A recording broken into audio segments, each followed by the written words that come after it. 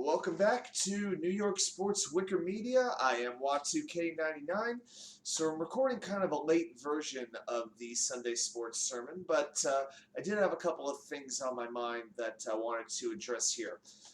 First, we're going to talk about baseball a little bit here. Now, I'm sure watching this video, we have some Mets fans and we have some Yankees fans primarily. And to me, I just don't understand what the big deal is between these two teams. Why there has to be such the internal rivalry outside of the fans and the media trying to stir something up. But in terms of the standings, it doesn't really matter. The Mets play the Yankees 4 times this season, July 26th and 27th, then August 22nd and 23rd. Both teams are having fantastic seasons. The Mets are 47 and 27 as of this recording, up 4.5 games in the National League East standings. The Yankees are 53 and 20, up 11 games in the American League East. Boston has won 7 straight games, but I kind of don't think it's going to make too much of a difference. But, even with the division standings, by the way, it doesn't really make that much of a difference if you win your division or not. All you need to do is make the top 6 out of the teams in your respective league, because out of the 6 out of the top 15, because now we have expanded playoffs. It's no longer a one-game scenario for the wild card like it was before. So if you finish 3rd through 6th in your league, if you're the division winner with the worst record, or if you're one of the 3 wild cards, you're playing in a 3-game series. So it's not all or nothing. And as much as I despise the Atlanta Braves, even if the Mets were to lose this division, they're still way up in the wild card. They're still about 11, 12 games up on the wild card race. So I really don't have any concerns as far as that goes. But it really does amaze me on social media just how obsessed some Mets fans are with the Yankees, and even vice versa. To me, I'm more worried about how the Mets are playing against the San Diego Padres than I'm worried about how they're going to play in a 4-game series against the New York Yankees later this summer. So I understand it. I haven't lived in New Jersey or New York in many, many years. But to me, it's just something that it's a fun thing to do, but it gets blown out of proportion as if it really matters. So a few other things with the Mets with their injury situation. They do have some players coming back.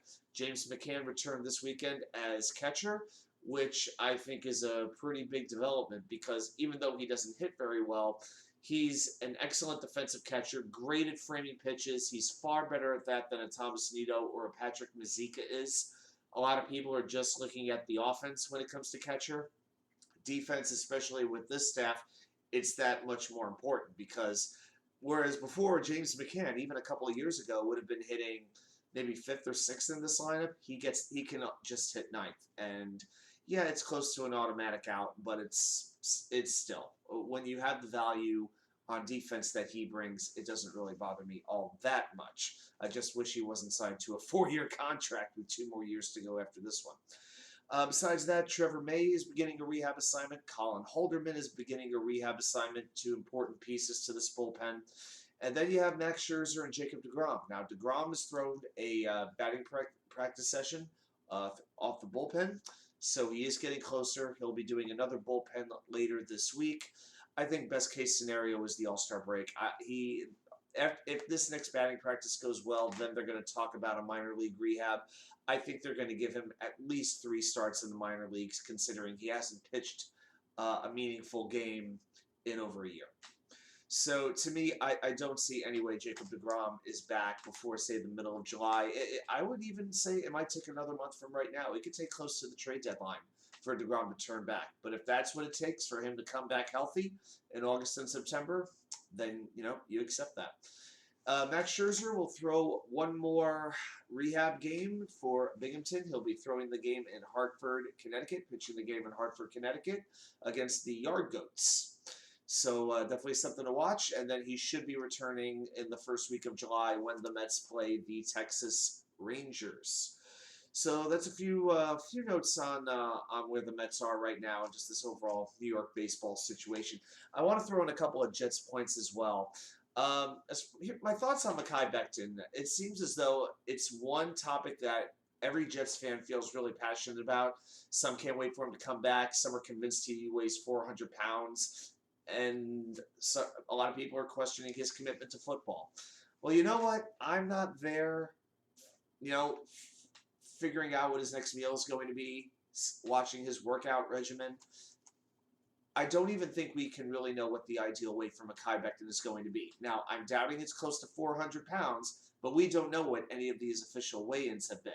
You know, when you hear these people talk about how out of shape Mekhi Becton looks, well, they were looking from about 120 yards because Becton was working in an opposite field from where that camera was placed. So to me, I don't care what he looks like right now. What I do care about is that July 26th, when veterans report to training camp for the Jets, he's got to be ready to go. I know he has no knee limitations. Becton has said that. Coach Robert Saleh has said that. But does that mean that he is in the physical condition that they want him to be? And is that something that can get better as training camp progresses? So it sounds like he's past the knee injury. That's the biggest hurdle. Now it's a matter of how much progress he can make in this, what's turning out to be about a 5-week period of time between OTAs and training camp starting.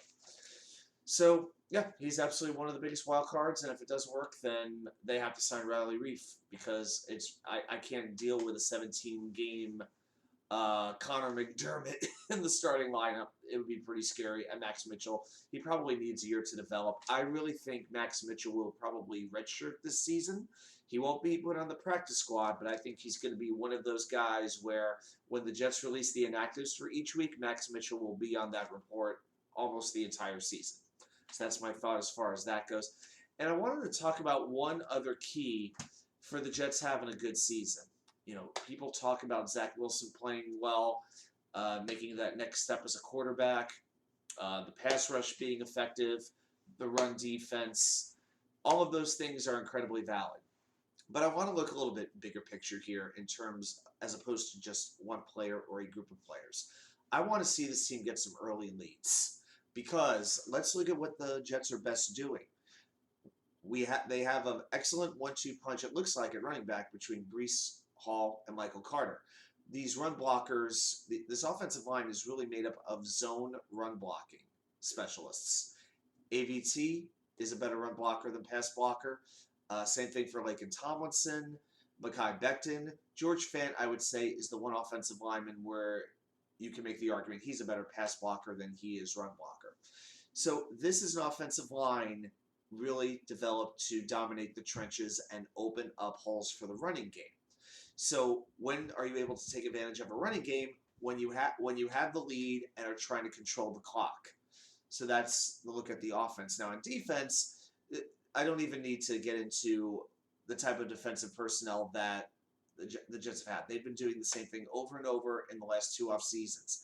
What kind of defensive linemen are they bringing in? You're not seeing the Foley Fadakasis of the world, the guys who weigh 300 plus pounds. You're seeing small, quick, violent playing defensive linemen. These are the types of players that they are bringing in.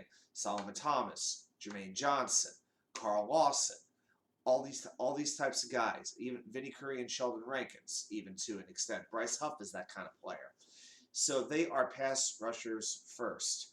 But how much confidence do I have that if the Jets have to stop a 3rd and 1 or a 4th and 1, do they have the personnel who can make that big defensive stop? I don't know about that.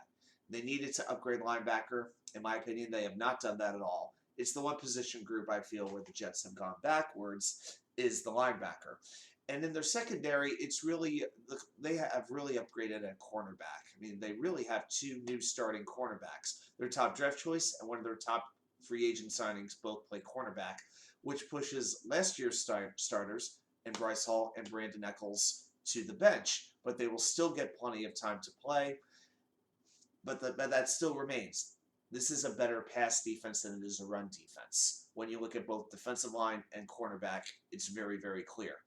So then imagine if the Jets are up, say, 10 to 14 points in the 3rd quarter, 4th quarter, they know there's a good chance that when the opposing offense comes out of the huddle, it's going to be a passing play. Then they can pin their ears back and just go right after that quarterback because they're sure that there's going to be a lot more passes coming their way. So to me, if you get an early lead in these games, you can run the ball much more and control the clock but you can also rush the passer, and that allows your upgraded cornerbacks to make plays, cause interceptions, knock down passes. It all comes together, and this is the idea of complementary football that we've been talking about. So that's just another thought on the Jets. If you have a couple of hours to spare, check out Proud New York Jets fans. Nick Shine, Jeremy, and I were on for 6 hours. Buffalo Jets fan came on also. He was great. Yeah, the three of us went from 9 p.m. Eastern to 3 a.m. Friday going into Saturday. So it gets pretty crazy. And it's 48 hours later. I think I'm just about recovered now. So yeah, those Friday night shows are always crazy. They're always fun. And of course, Wednesday, it's always Jeremy and I bringing the wackiness. You never know what might happen.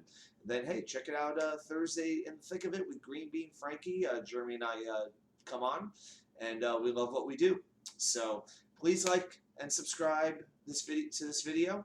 Subscribe to the channel. Please like the video. Share it with a friend. Maybe you know somebody, a friend, a family member, a coworker, who might really enjoy some of these videos. Let's spread the word. I really want as many people to see this content as possible. And also, just to let you know, I put up a new blog post today on Edwin Diaz, the Mets closer, and how he has evolved. If you're a Mets fan, or if you know a Mets fan, maybe they love Diaz, maybe they hate Diaz.